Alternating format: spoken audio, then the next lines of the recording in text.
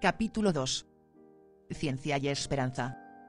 Dos hombres llegaron a un agüero en el cielo. Uno le pidió al otro que le ayudara a subir. Pero el cielo era tan bonito que el hombre que miraba por encima del margen, lo olvidó todo, olvidó a su compañero al que había prometido ayudar y salió corriendo hacia todo el esplendor del cielo. De un poema en prosa inuit Iglulik. De principios del siglo XX, contado por Inuktitut, para Knut Rasmussen, del explorador ártico de Groenlandia. Yo fui niño en una época de esperanza. Quise ser científico desde mis primeros días de escuela. El momento en que cristalizó mi deseo llegó cuando capté por primera vez que las estrellas eran soles poderosos, cuando constaté lo increíblemente lejos que debían de estar para aparecer como simples puntos de luz en el cielo. No estoy seguro de que entonces supiera siquiera el significado de la palabra ciencia, pero de alguna manera quería sumergirme en toda su grandeza. Me llamaba la atención el esplendor del universo, me fascinaba la perspectiva de comprender cómo funcionan realmente las cosas, de ayudar a descubrir misterios profundos, de explorar nuevos mundos. Quizá incluso literalmente. He tenido la suerte de haber podido realizar este sueño al menos en parte. Para mí, el romanticismo de la ciencia sigue siendo tan atractivo y nuevo como lo fuera aquel día, hace más de medio siglo, que me enseñaron las maravillas de la Feria Mundial de 1939. Popularizar la ciencia e intentar hacer accesibles sus métodos y descubrimientos a los no científicos, es algo que viene a continuación, de manera natural e inmediata. No explicar la ciencia me parece perverso. Cuando uno se enamora, quiere contárselo al mundo. Este libro es una declaración personal que refleja mi relación de amor de toda la vida con la ciencia. Pero hay otra razón, la ciencia es más que un cuerpo de conocimiento, es una manera de pensar. Preveo cómo será la América de la época de mis hijos o nietos. Estados Unidos será una economía de servicio e información. Casi todas las industrias manufactureras clave se habrán desplazado a otros países. Los temibles poderes tecnológicos estarán en manos de unos pocos y nadie que represente el interés público se podrá acercar siquiera a los asuntos importantes. La gente habrá perdido la capacidad de establecer sus prioridades o de cuestionar con conocimiento a los que ejercen la autoridad. Nosotros, aferrados a nuestros cristales mágicos y consultando nerviosos nuestros horóscopos, con las facultades críticas en declive, incapaces de discernir entre lo que nos hace sentir bien y lo que es cierto, nos iremos deslizando casi sin darnos cuenta, en la superstición y la oscuridad. La caída en la estupidez de Norteamérica se hace evidente principalmente en la lenta decadencia del contenido de los medios de comunicación, de enorme influencia, incapaces de discernir entre lo que nos hace sentir bien y lo que es cierto, las cuñas de sonido de 30 segundos ahora reducidas a 10 o menos, la programación de nivel ínfimo, las crédulas presentaciones de pseudociencia y superstición, pero sobre todo en una especie de celebración de la ignorancia. En estos momentos, la película en video que más se alquila en Estados Unidos es Dumb and Dumber. Vivas y Butthead siguen siendo populares e influyentes entre los jóvenes espectadores de televisión. La moraleja más clara es que el estudio y el conocimiento, no solo de la ciencia, sino de cualquier cosa, son prescindibles e incluso indeseables. Hemos preparado una civilización global en la que los elementos más cruciales, el transporte, las comunicaciones y todas las demás industrias, la agricultura, la medicina, la educación, el ocio, la protección del medio ambiente, e incluso la institución democrática clave de las elecciones, dependen profundamente de la ciencia y la tecnología. También hemos dispuesto las cosas de modo que nadie entienda la ciencia y la tecnología.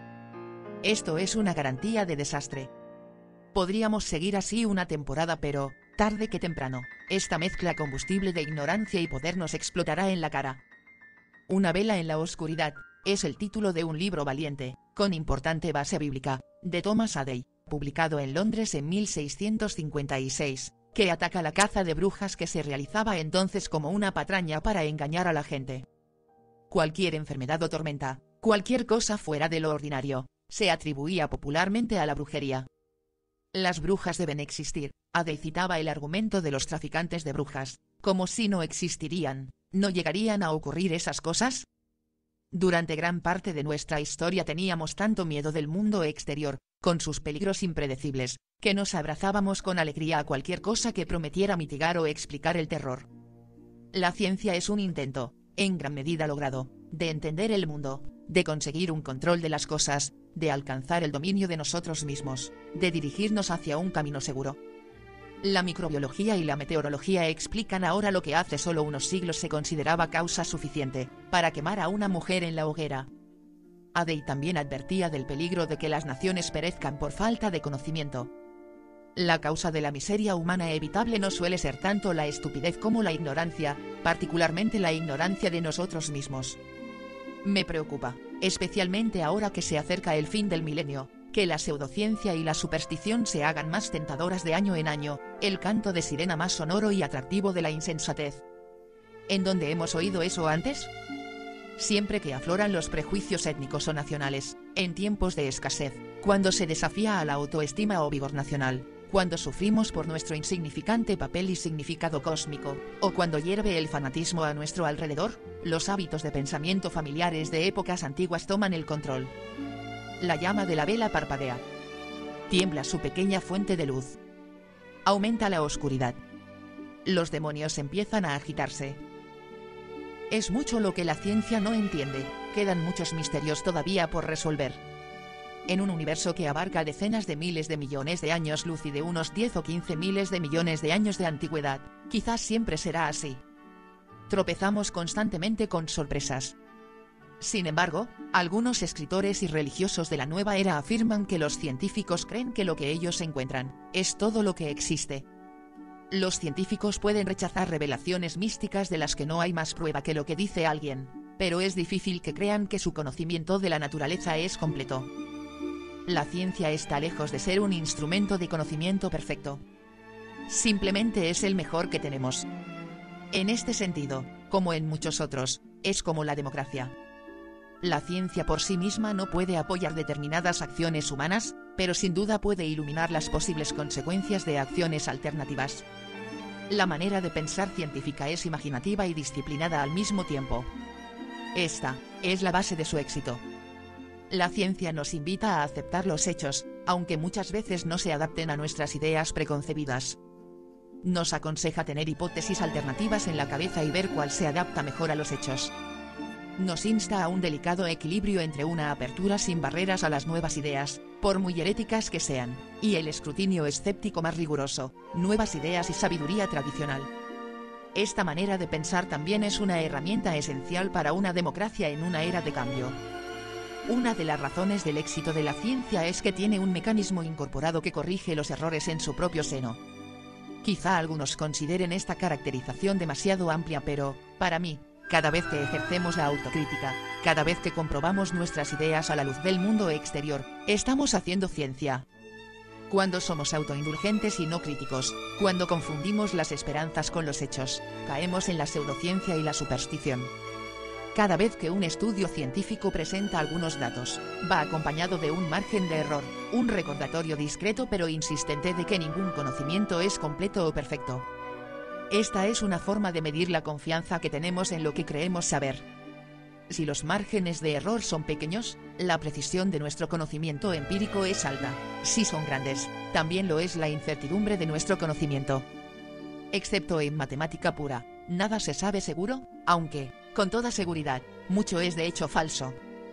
Además, los científicos suelen ser muy cautos al establecer la condición verídica de sus intentos de entender el mundo, que van desde conjeturas e hipótesis, que son provisionales, hasta las leyes de la naturaleza, repetida y sistemáticamente confirmadas a través de muchos interrogantes acerca del funcionamiento del mundo.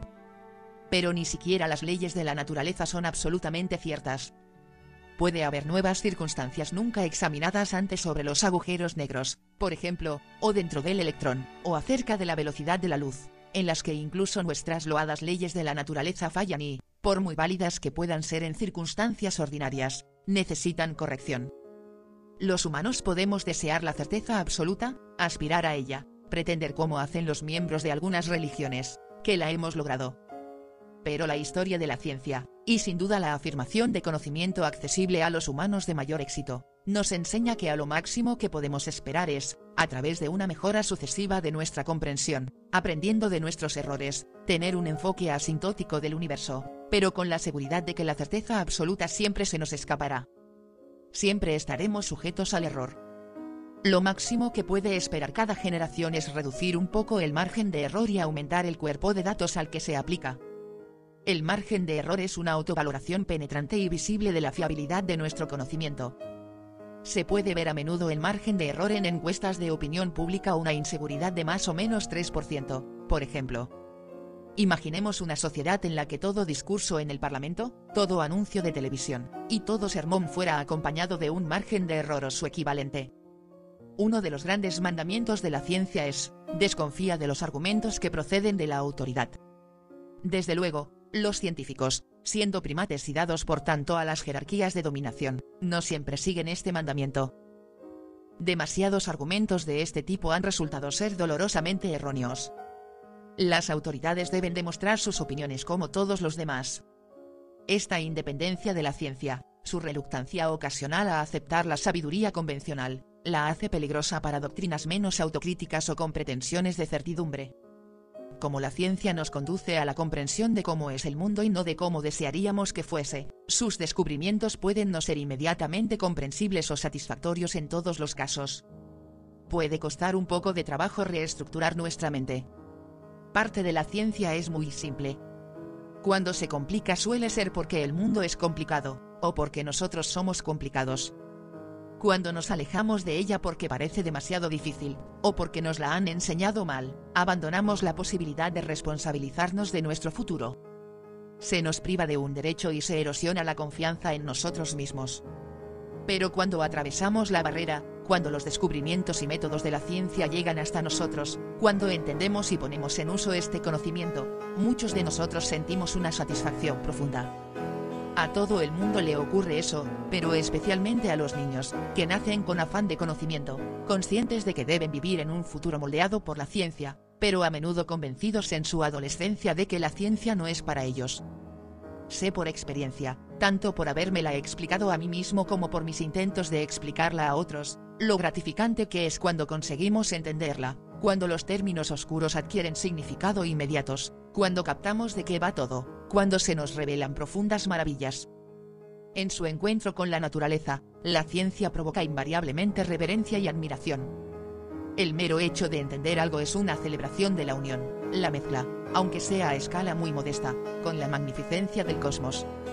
Y la construcción acumulativa de conocimiento en todo el mundo a lo largo del tiempo convierte a la ciencia en algo que no está muy lejos de un metapensamiento transnacional, transgeneracional. La palabra espíritu viene de la palabra latina respirar. Lo que respiramos es aire, que es realmente materia, por sutil que sea. A pesar del uso en sentido contrario, la palabra espiritual no implica necesariamente que hablemos de algo distinto de la materia, incluyendo la materia de la que está hecho el cerebro. O de algo ajeno al reino de la ciencia. En ocasiones usaré la palabra con toda libertad. La ciencia no solo es compatible con la espiritualidad, sino que es una fuente de espiritualidad profunda. Cuando reconocemos nuestro lugar en una inmensidad de años luz y en el paso de las eras, cuando captamos la complicación, belleza y sutileza de la vida, la elevación de este sentimiento, la sensación combinada de regocijo y humildad, es sin duda espiritual. Así son nuestras emociones en presencia del gran arte, la música o la literatura, o ante los actos de altruismo y valentía ejemplar como los de Mahatma Gandhi o Martin Luther King Jr. La idea de que la ciencia y la espiritualidad se excluyen mutuamente de algún modo presta un lánguido servicio a ambas. La ciencia puede ser difícil de entender. Puede desafiar creencias arraigadas. Cuando sus productos se ponen a disposición de políticos o industriales, puede conducir a las armas de destrucción masiva y a graves amenazas al entorno. Pero debe decirse una cosa a su favor: cumple su cometido. No todas las ramas de la ciencia pueden presagiar el futuro, la paleontología, por ejemplo. Pero muchas sí, y con una precisión asombrosa. Si uno quiere saber cuándo ocurrirá el próximo eclipse de sol, puede preguntar a magos o místicos, pero le irá mucho mejor preguntándole a los científicos. Le dirán dónde colocarse en la Tierra para verlo, cuándo debe hacerlo y si será un eclipse parcial, total o anular. Pueden predecir rutinariamente un eclipse solar al minuto con un milenio de anticipación. Una persona puede ir a ver a un brujo para que le quite el sortilegio que le provoca una anemia perniciosa, o puede tomar vitamina B12. Si quiere salvar de la polio a su hijo, puede rezar o puede vacunarle. Si le interesa saber el sexo de su hijo antes de nacer, puede consultar todo lo que quiera a los adivinos que se basan en el movimiento de la plomada, derecha o izquierda. Es un niño, adelante o atrás, será una niña. O quizá al revés, pero, como promedio, acertarán solo una de cada 2 veces. Si quiere precisión, en este caso del 99%, pruebe la amniocentesis y las ecografías. Pruebe la ciencia. Pensemos en cuántas religiones intentan justificarse con la profecía. Pensemos en cuánta gente confía en esas profecías, por vagas que sean, por irrealizables que sean para fundamentar o apuntalar sus creencias. Pero, ¿ha habido alguna religión con la precisión profética y la exactitud de la ciencia? No hay ninguna religión en el planeta que no ansíe una capacidad comparable, precisa y repetidamente demostrada ante escépticos redomados, para presagiar acontecimientos futuros. No hay otra institución humana que se acerque tanto.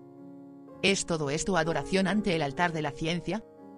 ¿Es reemplazar una fe por otra igualmente arbitraria? Desde mi punto de vista, por supuesto que no. El éxito de la ciencia, directamente observado, es la razón por la que defiendo su uso. Si funcionara mejor otra cosa, la defendería. ¿Se aísla la ciencia de la crítica filosófica? ¿Se define a sí misma como poseedora de un monopolio de la verdad? Pensemos nuevamente en este eclipse futuro a miles de años vista.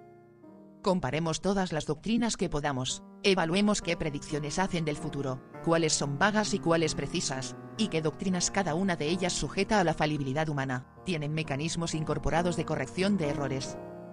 Tomemos nota del hecho que ninguna de ellas es perfecta. Luego tomemos la que razonablemente puede funcionar mejor en oposición a la que lo parece. Si hay diferentes doctrinas que son superiores en campos distintos e independientes, desde luego somos libres de elegir varias, pero no si se contradicen una a otra. Lejos de ser idolatría, es el medio a través del que podemos distinguir a los ídolos falsos de los auténticos. Nuevamente, la razón por la que la ciencia funciona también es en parte por este mecanismo incorporado de corrección de errores. En la ciencia no hay preguntas prohibidas, no hay temas demasiado sensibles o delicados para ser explorados, no hay verdades sagradas.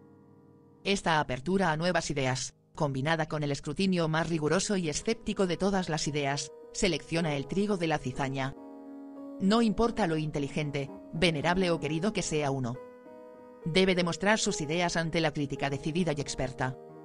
Se valoran la diversidad y el debate. Se alienta la formulación de opiniones en disputa, sustantivamente y en profundidad. El proceso de la ciencia puede parecer confuso y desordenado, y en cierto modo lo es. Si uno examina la ciencia en su aspecto cotidiano, desde luego encuentra que los científicos ocupan toda la gama de emociones, personalidades y caracteres humanos. Pero hay una faceta realmente asombrosa para el observador externo, y es el nivel de crítica que se considera aceptable o incluso deseable. Los aprendices de científicos reciben mucho candor e inspirado aliento de sus tutores. Pero el pobre licenciado, en su examen oral de doctorado, está sujeto a un mordaz fuego cruzado de preguntas de unos profesores que precisamente tienen el futuro del candidato en sus manos. Naturalmente, el estudiante se pone nervioso, ¿quién no? Cierto, se ha preparado para ello durante años. Pero entiende que, en este momento crítico, tiene que ser capaz de responder las minuciosas preguntas que le planteen los expertos.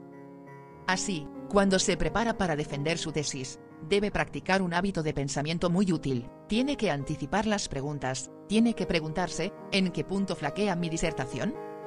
Por lo que será mejor que lo identifique yo antes que otros. El científico participa en reuniones y discusiones. Se encuentra en coloquios universitarios en los que apenas el ponente lleva 30 segundos hablando, cuando la audiencia le plantea preguntas y comentarios devastadores.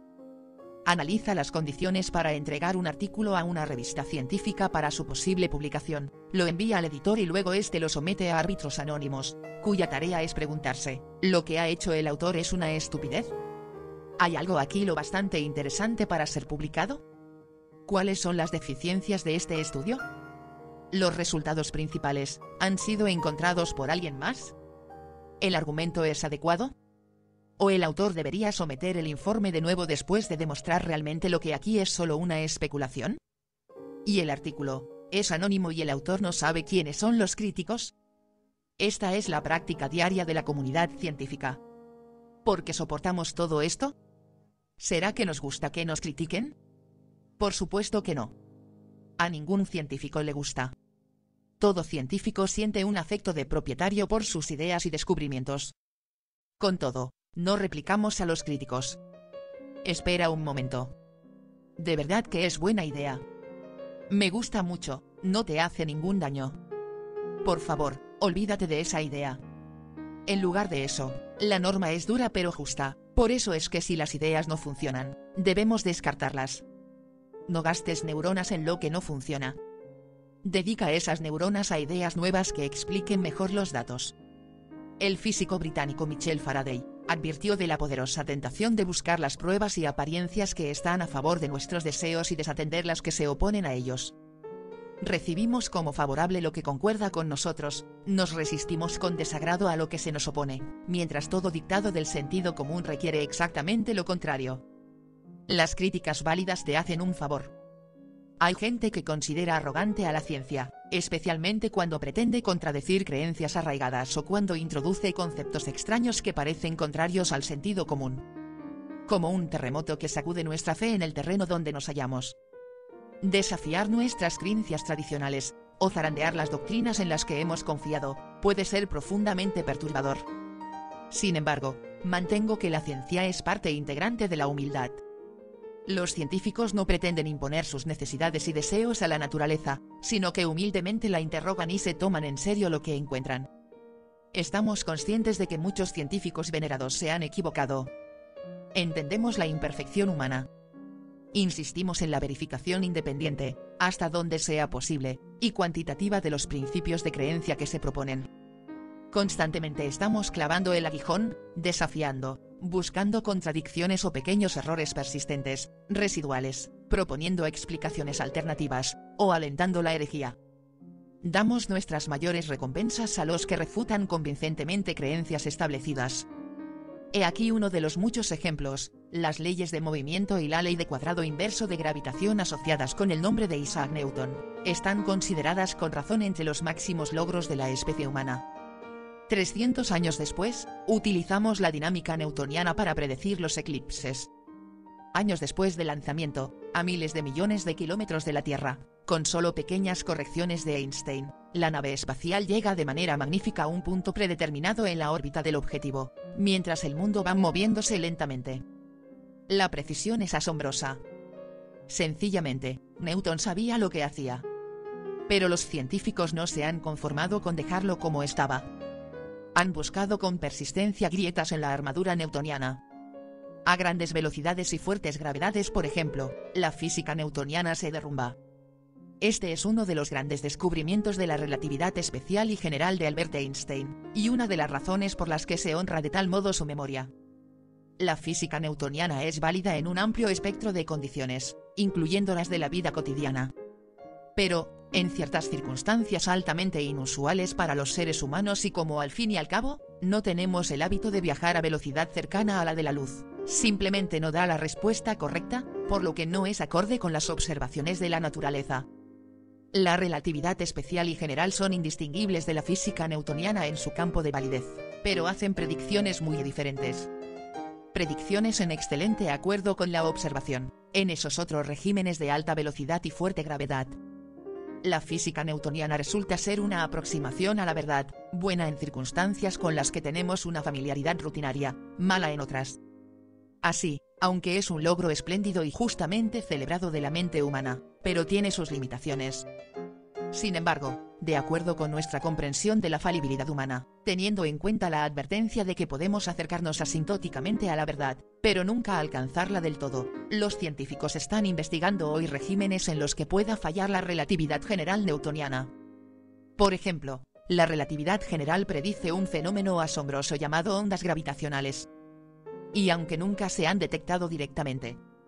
Pero, si no existen estas ondas, entonces hay algo fundamentalmente erróneo en la relatividad general. Los pulsares son estrellas de neutrones que giran rápidamente, cuyos periodos de giro pueden medirse en la actualidad con una precisión de hasta 15 decimales de minuto. Se predice que dos pulsares muy densos en órbita, uno alrededor del otro, irradian cantidades copiosas de ondas gravitacionales que con el tiempo alterarán ligeramente las órbitas y los periodos de rotación de las dos estrellas. Joseph Taylor y Russell Hulsey, de la Universidad de Princeton, han usado este método para comprobar las predicciones de la relatividad general de un modo totalmente nuevo. Según sus hipótesis, los resultados serían inconsistentes con la relatividad general y habrían derribado así uno de los pilares principales de la física moderna. No solo estaban dispuestos a desafiar la relatividad general, sino que se les animó a hacerlo con entusiasmo. Al final, la observación de pulsares binarios da una verificación precisa de las predicciones de la relatividad general, y por ello, Taylor y Hulsey recibieron conjuntamente el Premio Nobel de Física en 1993. De modos diversos, muchos otros físicos ponen a prueba la relatividad general, por ejemplo intentando detectar directamente las elusivas ondas gravitacionales. Confían en forzar la teoría hasta el punto de ruptura y descubrir si existe un régimen de la naturaleza en el que empiece a no ser sólido el gran avance de comprensión de Einstein. Esos esfuerzos continuarán siempre que haya científicos. La relatividad general es ciertamente una descripción inadecuada de la naturaleza a nivel cuántico, pero, aunque no fuera así, aunque la relatividad general fuera válida en todas partes y para siempre, ¿qué mejor manera de convencernos de su validez que con un esfuerzo concertado para descubrir sus errores y limitaciones? Esta es una de las razones por las que las religiones organizadas no me inspiran confianza. Que líderes de las religiones principales reconocen que sus creencias podrían ser incompletas o erróneas y establecen institutos para desvelar posibles deficiencias doctrinales. Más allá de la prueba de la vida cotidiana, ¿quién comprueba sistemáticamente las circunstancias en que las enseñanzas religiosas tradicionales pueden no ser ya aplicables? Sin duda es concebible que doctrinas y éticas que funcionaron bastante bien en tiempos patriarcales, patrísticos o medievales puedan carecer absolutamente de valor en el mundo tan diferente que habitamos. ¿En qué sermón se examina imparcialmente la hipótesis de Dios? ¿Qué recompensas conceden a los escépticos religiosos las religiones establecidas? ¿O a los escépticos sociales y económicos cuestionar la sociedad en la que navegan? La ciencia, apunta Andrew Yang, siempre nos está susurrando al oído: recuerda que eres nuevo en esto. Podrías estar equivocado. Te has equivocado antes. A pesar de toda la prédica sobre la humildad de las religiones del mundo, me gustaría que me enseñasen algo comparable en ellas. Se dice que las escrituras son de inspiración divina, sin duda una frase con muchos significados. Pero, ¿y si éstas han sido fabricadas simplemente por humanos falibles? Se da testimonio de milagros, pero, ¿y si en lugar de eso son una mezcla de charlatanería, estados de conciencia poco confiables, malas interpretaciones de fenómenos naturales o influenciadas por personas con desequilibrios mentales? No me parece que ninguna religión contemporánea y ninguna creencia de la nueva era tenga en cuenta suficientemente la grandeza, magnificencia, sutileza y complicación del universo revelado por la ciencia. El hecho de que en las escrituras se hallen prefigurados tan pocos descubrimientos de la ciencia moderna, aporta mayores dudas a mi mente sobre la inspiración divina. Pero, sin duda, podría estar equivocado. Vale la pena leer los 2 párrafos que siguen, no para entender la ciencia que describen sino para captar el estilo de pensamiento del autor. Se enfrenta a anomalías, paradojas aparentes en física, asimetrías, las llama. ¿Qué podemos aprender de ellas? Es sabido que la electrodinámica de Maxwell, tal y como se entiende actualmente, conduce a asimetrías que no parecen inherentes a los fenómenos, cuando se aplica a cuerpos en movimiento. Tómese, por ejemplo, la acción electromagnética dinámica recíproca entre un imán y un conductor. El fenómeno que aquí se observa depende únicamente del movimiento relativo entre el conductor y el imán, mientras que la visión habitual establece una bien definida distinción entre los 2 casos en que uno u otro de esos cuerpos está en movimiento. Ya que si el imán está en movimiento y el conductor en reposo, aparece en los alrededores del imán un campo eléctrico con una cierta energía definida, que produce una corriente en aquellos lugares donde se sitúan partes del conductor. Pero si el imán está estacionario y el conductor en movimiento, no surge ningún campo eléctrico en los alrededores del imán. Sin embargo, en el conductor encontramos una fuerza electromotriz, para la que no existe la energía correspondiente, pero que da lugar, suponiendo que el movimiento relativo sea el mismo en los 2 casos discutidos, a corrientes eléctricas de la misma dirección e intensidad que las producidas por las fuerzas eléctricas en el caso anterior. Ejemplos de este tipo, junto a los intentos que sin éxito se han realizado para descubrir cualquier movimiento de la Tierra con respecto al éter, sugieren que los fenómenos de la electrodinámica, lo mismo que los de la mecánica, no poseen propiedades que corresponden a la idea del reposo absoluto. más bien sugieren que, como se ha demostrado en el primer orden de pequeñas cantidades, serán válidas las mismas leyes de electrodinámica y óptica para todos los marcos de referencia en que sean aplicables las ecuaciones de mecánica. ¿Qué intenta decirnos aquí el autor? Y aunque más adelante trataré de explicar los antecedentes. De momento, quizá podemos reconocer que el lenguaje es ahorrativo, cauto, claro y sin un ápice más de complicación que la necesaria. No es posible adivinar a primera vista por la redacción, o por el poco ostentoso título, sobre la electrodinámica de los cuerpos en movimiento que este artículo representa la llegada crucial al mundo de la teoría de la relatividad especial, la puerta del anuncio triunfante de la equivalencia de masa y energía, la reducción de la presunción de que nuestro pequeño mundo ocupa algún marco de referencia privilegiado en el universo, y en varios aspectos diferentes, un acontecimiento que marca una época en la historia humana.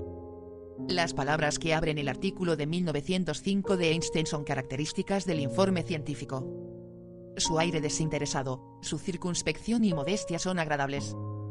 Contrastemos su tono contenido, por ejemplo, con los productos de la publicidad moderna, discursos políticos, pronunciamientos teológicos autorizados. O, ¿por qué no?, con la propaganda de la solapa de este libro. Nótese que el informe de Einstein empieza intentando extraer un sentido de unos resultados experimentales. Siempre que sea posible, los científicos experimentan. Los experimentos que se proponen dependen a menudo de las teorías que prevalecen en el momento. Los científicos están decididos a comprobar esas teorías hasta el punto de ruptura. No confían en lo que es intuitivamente obvio. Que la Tierra era plana fue obvio en un tiempo. Fue obvio que los cuerpos pesados caían más deprisa que los ligeros. Fue también obvio que algunas personas eran esclavas por naturaleza y por decreto divino. Fue obvio que las sanguijuelas curaban la mayoría de las enfermedades. Fue obvio que existía un lugar que ocupaba el centro del universo, y que la Tierra se encontraba en ese lugar privilegiado. Fue obvio de igual forma que hubo un sistema de referencia en reposo absoluto. La verdad en ocasiones puede ser confusa o contraria a la intuición y puede contradecir creencias profundas. Experimentando, llegamos a controlarla. Hace muchas décadas, en una cena, se pidió al físico Robert Wood que respondiera al brindis, por la física y la metafísica. Por metafísica se entendía entonces algo así como la filosofía, o verdades que uno puede reconocer solo pensando en ellas. También podían haber incluido la pseudociencia. Wood respondió aproximadamente de esta manera: el físico tiene una idea. Cuanto más piensa en ella, más sentido le parece que tiene. Consulta la literatura científica. Cuanto más lee, más prometedora le parece la idea. Con esta preparación va al laboratorio y concibe un experimento para comprobarlo. El experimento es complejo. Se comprueban muchas posibilidades. Se afina la precisión de la medición, se reducen los márgenes de error. Deja que las cosas sigan su curso. Se concentra solo en lo que le enseña el experimento. Al final de todo su trabajo, después de una minuciosa experimentación, se encuentra con que la idea no tiene valor. Así, el físico la descarta, libera su mente de la confusión del error y pasa a otra cosa. La diferencia entre física y metafísica, concluyó Wood mientras levantaba su vaso, no es que los practicantes de una sean más inteligentes que los de la otra. La diferencia es que la metafísica no tiene laboratorio. Para mí, hay 4 razones principales para realizar un esfuerzo concertado para popularizar la ciencia, ya sea por radio, televisión, cine, periódicos, libros, programas de computadoras, parques temáticos y aulas de clase a todos los ciudadanos. En todos los usos de la ciencia es insuficiente y ciertamente peligroso producir solo un sacerdocio pequeño, altamente competente y bien recompensado de profesionales. Al contrario, debe hacerse accesible a la más amplia escala una comprensión fundamental de los descubrimientos y métodos de la ciencia. A pesar de las abundantes oportunidades de mal uso, la ciencia puede ser el camino dorado para que las naciones en vías de desarrollo salgan de la pobreza y el atraso. Hace funcionar las economías nacionales y la civilización global. Muchas naciones lo entienden. Esa es la razón por la que tantos licenciados en ciencia e ingeniería de las universidades norteamericanas, todavía las mejores del mundo, son de otros países. La consecuencia es que a veces no se llega a captar en Estados Unidos, es que abandonar la ciencia es el camino de regreso a la pobreza y el atraso. La ciencia nos alerta de los riesgos que plantean las tecnologías que alteran el mundo, especialmente para el medio ambiente global del que dependen nuestras vidas. La ciencia proporciona un esencial sistema de alarma. La ciencia nos enseña los aspectos más profundos de orígenes, naturalezas y destinos, de nuestra especie, de la vida, de nuestro planeta, del universo. Por primera vez en la historia de la humanidad podemos garantizar una comprensión real de algunos de esos aspectos. Todas las culturas de la Tierra han trabajado estos temas y valorado su importancia. A todos se nos pone la carne de gallina cuando abordamos estas grandes cuestiones. A la larga, el mayor don de la ciencia puede ser enseñarnos algo, de un modo que ningún otro empeño ha sido capaz de hacer sobre nuestro contexto cósmico, sobre dónde, cuándo y quiénes somos. Los valores de la ciencia y los valores de la democracia son concordantes, en muchos casos indistinguibles.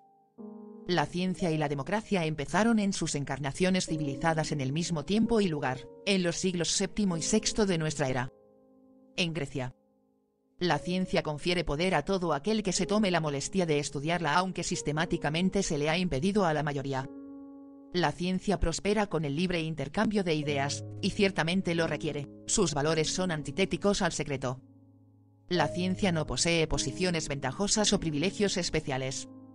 Tanto la ciencia como la democracia alientan opiniones poco convencionales y un vivo debate. Ambas exigen raciocinio suficiente, argumentos coherentes, niveles rigurosos de prueba y honestidad. La ciencia es una manera de ponerles las cartas boca arriba a los que se las dan de conocedores. Es un bastión contra el misticismo, contra la superstición, contra la religión aplicada erróneamente. Si somos fieles a sus valores, nos puede decir cuándo nos están engañando.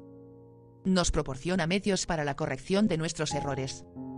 Cuanto más extendido esté su lenguaje, normas y métodos, más posibilidades tenemos de conservar lo que Thomas Jefferson y sus colegas tenían en mente.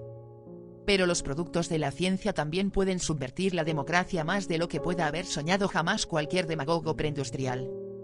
Para encontrar una brizna de verdad ocasional flotando en un gran océano de confusión y engaño se necesita atención, dedicación y valentía. Pero si no ejercitamos esos duros hábitos de pensamiento, no podemos esperar resolver los problemas realmente graves a los que nos enfrentamos. Y corremos el riesgo de convertirnos en una nación de ingenuos, un mundo de niños a disposición del primer charlatán que nos pase por delante. Un ser extraterrestre recién llegado a la Tierra si hiciera un examen de lo que presentamos principalmente a nuestros hijos en televisión, radio, cine, periódicos, revistas, cuentos y muchos libros, podría llegar fácilmente a la conclusión de que queremos enseñarles asesinatos, violaciones, crueldad, superstición, credulidad y consumismo. Insistimos en ello, y a fuerza de repetición, por fin muchos de ellos quizá aprendan. ¿Qué tipo de sociedad podríamos crear si, en lugar de eso, les inculcáramos la ciencia y un soplo de esperanza?